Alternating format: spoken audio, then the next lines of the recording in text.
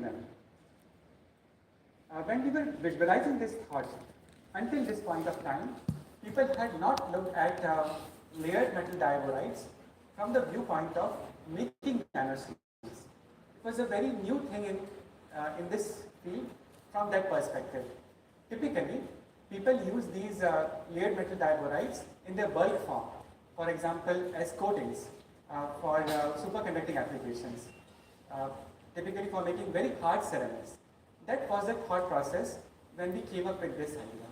We were very curious, and this was the key thought that we had when I had just started at IIT Gandhinagar. So the key question that we started asking was that if we have a layered material like this, this is a classical AlB2 type structure. I say this as AlB2 type structure because we have many materials like this, MgB2, AlB2, DiB2, where we have these boron planes and the metal atoms can be magnesium, aluminum, titanium. Can we delaminate them into nanoseals? So it was on this foundation that our research was laid. Let me now take you to three important discoveries that we have made that can perhaps provide you an overview of how we sort of started in this domain. Actually, the moment we started, we were caught by an observation that was unexpected. It was all by serendipity, one of the first experiments led us to. What was the experiment that we had visualized, and what was an outcome that was serendipitous? The experiment that we had initially visualized was quite simplistic in nature.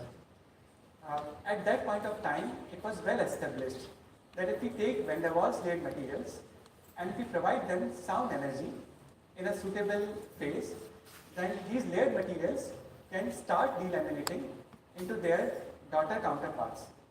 This also is very intuitive that if we take a lot of energy, it is an energy intensive process.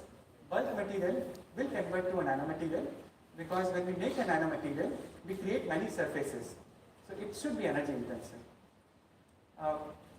Just that nobody had done this with metal diaborides. One of the first metal diaborides that we selected was MgB2. While we were designing this experiment, we also typically always design a negative control experiment.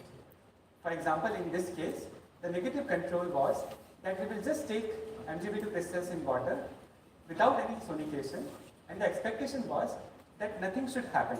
Like for example, over here, and we should get, if everything goes right, we should get a positive result. And it is in this negative control we got a result that completely took us by surprise. What was the result that we got? So when we were looking at this negative control, we got something unexpected. What we found was that literature typically says, the MSDS of this material says that it would not dissolve in water. That is what was established. But what we found was that if we give it sufficient time, without any sonication or without even stirring, gradually this material dissolves in water. And not just that. Initially the material had sort of a yellowish color, and after some time it became colorless. What was more interesting was that initially it was not showing any Tyndall effect. Afterwards it starts showing some Tyndall effect. For example, this is initial and this is afterwards. This took us by surprise, so we became very curious. And we said that, let's study what happens during this time. And when we started looking at some time points, we realized that the moment we put these crystals in water, we see some nuclei. These are TEM images, which suggest some nuclei. And if we give them sufficient time, this is after 1 day, these nuclei start growing. They start doing what we call as an oriented attachment. They start growing further if we give them more time. And after some time, they come together in sort of quasi-two-dimensional manner to form these sheet-like structures. These sheets that you see are sort of like crumpled papers. For example, when we put a paper in the dustbin, sometimes we crumple it. This particular finding, we never had planned it. It came to us. And if you look at this particular discovery, there are some very important points in this discovery. Normally, a method to make a nanomaterial is energy intensive, but this method does not require us as high energy. In fact, it just requires us to simply mix the crystals in water, let them dissolve, and let them recrystallize by themselves. Just that this recrystallization happens in a non-classical manner. This method had very high yields, and it is also scalable. As you can see, that we can easily scale this method. This was one of our initial encounters. This was the first discovery that I wanted to show to you. Let me now take your attention to the second important discovery. Once we made these nanosheets, we started getting more curious to see what lies on the surface of these nanosheets. Why is it important to understand the surface of these nanosheets? Understanding the surface is sort of like really hearing a gramophone. Sort of these different records perhaps look similar to us, but when we play them, we get different sounds, right? So similar is the case with these nanosheets. The surface of these nanosheets to be precise. Also, perhaps I should share an important aspect with all of you. Many of you may already be aware that surfaces in all materials are very different from what is inside the core. For example, if you see that these surface atoms, they don't have anything on the top. This is very different from all the atoms inside the core. This really changes their behavior. So for example, the coordination behavior is different, so the lattice spacing is sometimes different. For example, this phenomenon that you see over here leads to somewhat lesser lattice spacing. This is very similar to a person sitting on chair. We sort of get immersed in the chair a bit, right? So in the same manner, the top atoms, they sort of immerse, they relax a bit. This is just one of the many phenomena. There are some more phenomena. For example, they can slip also. Not just that, because they have uncoordinated sides, sometimes they undergo rearrangement at the surface, which is otherwise not possible within the core. How is it important in the context? This happens in all the surfaces, but surfaces form a very tiny fraction of bulk materials. They form a very high fraction of nanomaterials. Imagine a few layer thick nanosheet. The surface can form as high as 50% of the nanomaterial. Because of these, the surface phenomena start playing a very dominant factor in nanomaterials. That is how we are always curious to see what is inside, what is on the surface of these nanomaterials. So we started looking at it. Let me quickly share with you one key result that we got. Normally, when we visualize the surface of a metal boride, normally we visualize that there should be a boron honeycomb. We took the help of simulations, and we found that no matter what is the initial situation, the boron honeycomb which is on the surface, it never remains like that. This is likely because of uncoordinated sides. In fact, it always rearranges. What we found was that the boron atoms, they can spontaneously move on the surface, and they can form these dense ring-like structures, triangle-like arrangements. In one way, the analogy is that when we look at a pond from a distance, the water looks still to us. But if we go closer to the pond, we see some eddies. Whenever we visualize the nanomaterial, we always try to visualize these as dynamic surfaces. They're always moving around.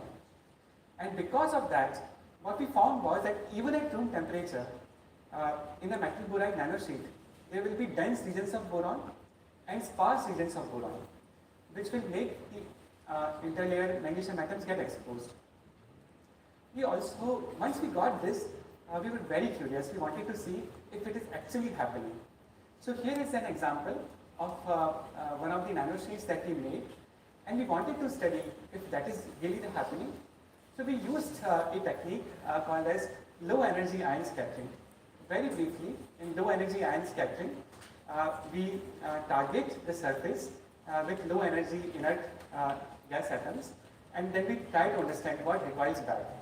What we found was that there is a good signal of boron, and this is neon ion scattering, this is helium ion scattering. And this is how the magnesium surface should look like for a clean surface. This is what we got from the nanosheet. So this was a very important result for us, because it was telling us that no matter where we start from, we will get boron dense regions at some places. What was an implication of it? When we got this picture, we started realizing if it is dynamic, will its properties change if there is some molecules around it? So we did the simulations with hydrogen because we wanted to understand whether or not it can capture hydrogen. And that brings me to the last part of my talk, where we started understanding how can we intelligently use this surface area element. It is like a treasure of opportunities. To do that, we have to first make nanosheets in a pristine manner, in a scalable manner as well. So this is a quick example of how we make the nanosheets by using high energy ball mill. High energy ball mill is very similar to in 1 year flour mill, just that rather than using wheat grains, we use metal boride crystals. And if we do the right balance, that's why the Gaussian sign was there, we end up getting nanosheets like this. For example, you see some of these peaks are going down. If we go from here to here, that indicates that number of layers is decreasing. And once we made these nanosheets, we started using them for, see whether we can use them for hydrogen. One of the early results that I was sharing with you, when we were doing some simulation studies in collaboration, we found something counterintuitive. We found that the boron dense regions, they will be very much amenable to capture hydrogen. But there was one result which was counterintuitive. The boron sparse regions, they will be able to dissociate hydrogen much easily. This was a very important thought process because MgB2 is known to be a very good material to capture hydrogen. But is it able to do reversibly? It is not able to do it reversibly. Whenever we are working with hydrogen storage, you may be aware that it is easier to produce hydrogen, but very difficult to store it. And the important word here is to store it reversibly. So when we got that insight, we started understanding, can we see when we nanoscale MgB2 from its bulk form to nanoscale form, how is it responding to hydrogen storage? As you can see from here, this is how bulk crystals absorb hydrogen, and this is how the nanosheets absorb hydrogen. So they can absorb hydrogen by up to 50 times more. And not just that, they do it in a reversible manner. For example, this is after hydrogenation, and this is before, this is after dehydrogenation. This is also very important. There are many more insights that I'm not able to share because of time, but this is a key example of how just understanding how the surface behaves led us to an important application. This brings me to the end of my talk, where I'll just give a concluding perspective. In this talk, I could just show you 2 of the recipes, but in the last couple of years, we have developed a number of recipes to make these nanosheets in powder form as well as colloidal form. And recently, we have also given a name to this family of nanomaterials, XBs, because we can make this from a number of metal borides. We also have a poster session in this, and perhaps I should just share with you how are we moving forward. Right now, we are actually trying to make these nanosheets from other metal borides like AlB2 and vanadium diboride, and we are trying to understand their fundamental properties like electronic properties. There is also some work that we are doing trying to translate some of this technology from lab to a product level, where we have these hard crystals. We develop the chemistry to make it in a colloidal dispersion, which gives avenues to coat them, and that is precisely what we are doing for some body armors. So on that note, I will just thank whatever work I showed is because of all the students. I just presented them in front of you. Really thank you for your attention. I'll be glad to take some questions if there is some time. Thank you.